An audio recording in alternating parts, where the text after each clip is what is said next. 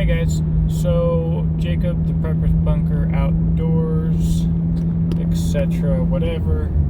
Important video today that is rather surprising to me. Now,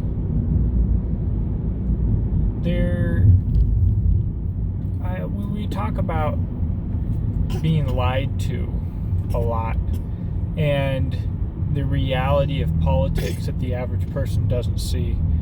But in the past year, I've seen a trend building that is very symbolic of where we are at in a political timeline. So to back up a little bit, I started calling just about anybody who didn't believe in property rights or the rights of your person, self-ownership, communists. And to a lot of people that was really funny, because it was like, okay, Grandpa, I guess we're calling people communists again. We're scared of the communists again. But in a couple of years, it became kind of normal.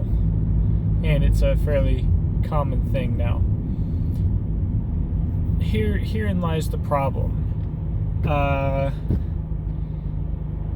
It fell out of favor because it was not common to do anymore, but it was also not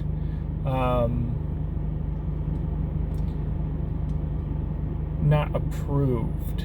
You see, the government, not the liberals, the government spends a considerable amount of time and money on controlling the narrative, controlling the discussion, controlling words and their definitions. And an example of that is the word fascist. People who consider themselves to be conservative, especially recently, don't like to use any terminology that the liberals have been using. It's been very interesting to me to see, especially recently, with things like voting with your wallet. It used to be a fairly conservative idea that if a company openly and outwardly supported, especially financially supported, things that you are directly morally opposed to, the best thing for you to do is to not buy their stuff. Right? Well, then the liberals started using that, maybe because it actually started to affect them as it started picking up momentum, and they started cancel culture. And that's a problem because now conservatives are afraid to stop buying from communists because they don't want to be labeled as being involved in cancel culture. And I was personally accused by someone that I know of sounding like AOC, Alexandria Cortez, because I was speaking out against these companies and they're talking about how I'm just supporting and enabling cancel culture. It's ignorant. But by allowing the liberals, or the reality psyops in the federal government, to control the discussion and the argument, we allowed them to ultimately control what we think and what we think is conservative. So, yeah, the term fascist. The liberals have been using the term fascist and calling everybody who's a Trump supporter or a nationalist a fascist for quite some time. What's concerning is that now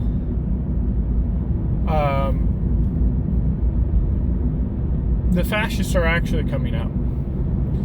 And you're seeing them use the tool that a fascist always uses, which is nationalism. Here's the problem. The whole rest of the world has been crapped on by either fascism or communism. Definitively, the rest of the world is fascist, communist, or so deeply socialist that they are one switch away. And as long as you believe that the teams that you can pick, the sides that you can pick, are fascist and communist, we will always see the same thing. And the problem is, the United States ultimately has been socialist for a very long time and fascist for a very long time. Really, the last definitive step in socialism in the United States was achieved in 1989 when hospitals lost the right to refuse service based on a person's ability to pay. Boom. Socialist nation achieved. Now,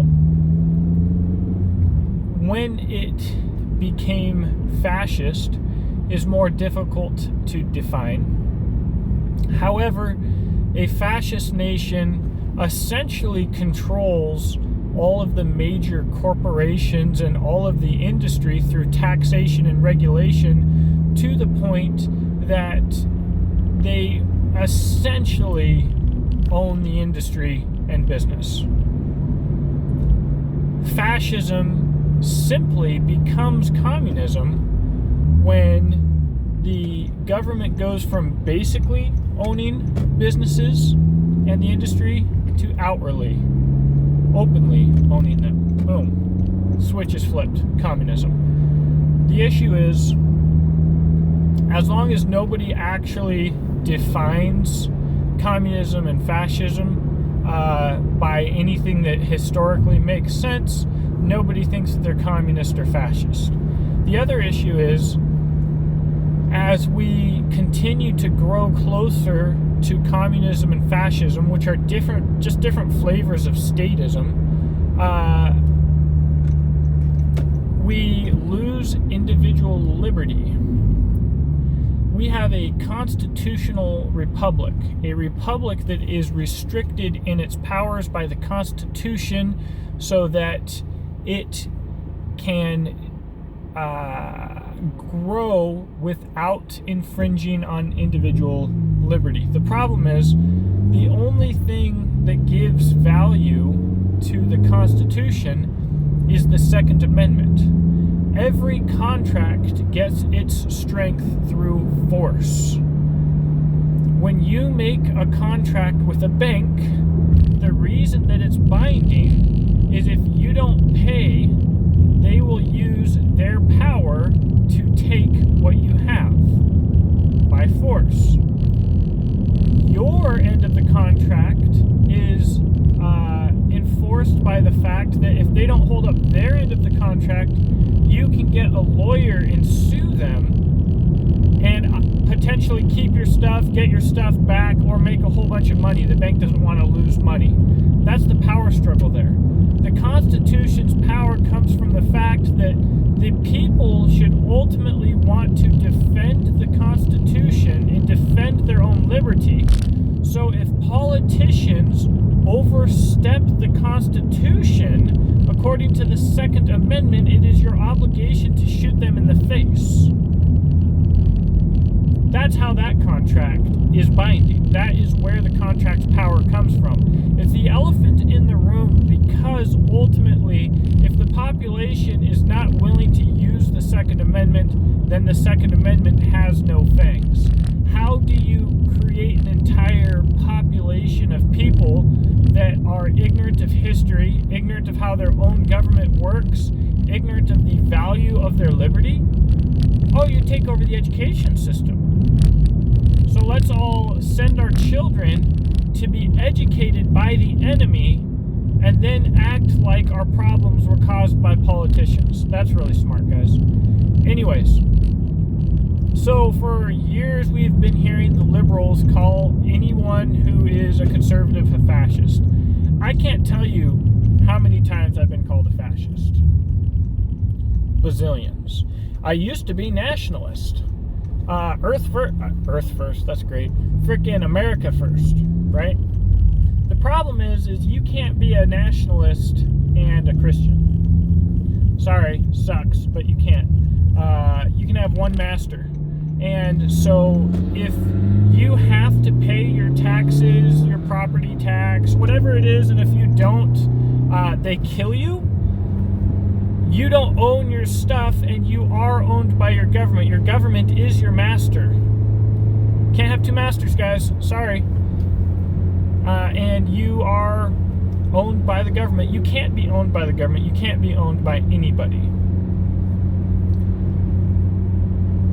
Getting off topic. So, legitimate fascists are popping up. That is the catch-all for fascism. That is how they reel people in, is they talk about putting your country first. Well, every poor dumb bastard that fought for Nazi Germany or any Axis power or any evil nation thought that they were fighting for their country, right? Communists for Mother Russia, whatever the case may be, nationalism is what brings people in. Then they will advertise to you, Japan is still Japanese. You know, freaking all of these old countries, England is still England, Germany, whatever. As if that's a good thing. As an individual, who owns you having the same name for a long period of time shouldn't hold any value. But they don't want you to think as an individual. They want you to think as part of a nation. That is because you're an easy to maintain slave if you think of yourself as a part of the nation. So fascists are openly coming out, and I've seen it a little bit in the past. Now I'm seeing it a lot on an Instagram page called 9mm SMG. The dude made a post that said, sure, patriotism is cool, but have you tried nationalism? Okay, I read it. Being a recovering nationalist myself, it's interesting. And the dude is going on a rant against individualism. In America, you cannot be a nationalist and be against individualism. Individualism is, again, they're going to make this a negative term because that's what the government and psyops do when they want to crush something. But individualism is their negative term for a person who values their own liberty. You can't be pro-America nationalist and anti-liberty. That just means that you want America to be like every other country. So, James Yeager made a post the other day, and I don't know if it is his original words or if it comes from someone else, and I really don't care. But essentially it said, nobody's coming for us. Nobody's going to come and save you. We are the last bastion for liberty, and if we have to start this fight, nobody's coming. It's up to us. We are not going to have a civil war in America fighting for liberty and have another nation that is fascist, communist, or socialist come to the aid of liberty. If anything, they will do what Stalin did to Poland when the Nazis had invaded, say that they're going to come help, watch you all die, and then they're going to come in, kill the existing government, and murder whatever resistance left anyways. They are not interested and you having power. And this whole channel, the idea revolves around becoming ungovernable. A nation of people who are ungovernable can maintain their liberty. A nation that is willing to give up their liberty for creature comforts, for a feeling of safety, for anything else, doesn't deserve their liberty. And really, that's where we're at, guys, which is why the Boog Boy fantasies are so irritating. These fascists in this post are like, oh, you ain't gonna be around long, boy, because we're gonna come get you.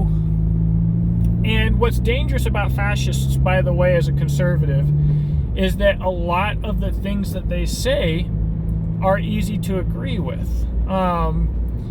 Fascism is just a more patriotic and authoritarian or conservative flavor of communism. They're both statism. And anybody who wants you to believe that fascism is the opposite of communism is an arm of propaganda for the government. As long as the two main factions warring in the nation are fascists and communists, the statists and the government win, and the individual loses. That's the ultimate goal. So that's why the government wants you to think that they're opposites, that they hate each other. Adolf Hitler said that he had created the perfect fourth step of communism. So what we have is a fascist who says that he hates all communists and Bolsheviks and everything else, but then says that he has perfected communism, right? Use your freaking thinker here. How in what metric can fascism be the opposite of communism? My first involvement with someone who is openly fascist a few months ago or something like that argued that fascism and communism were opposites because fascism only exists as a response to communism and to crush communism or something like that. Just stupid. Here's the deal. God's nation was meant to exist without a ruler. God only. God's nation complained, we want a king, we want a king, we want a king, and they got one. It is the nature of humanity as a body to want a ruler to help people solve their problems. It is not what is right. It is not God's plan for us. The existence of liberty innately comes with responsibility, and people want to escape responsibility. Anyways, I gotta cut this video short, even though it's long AF because I'm running out of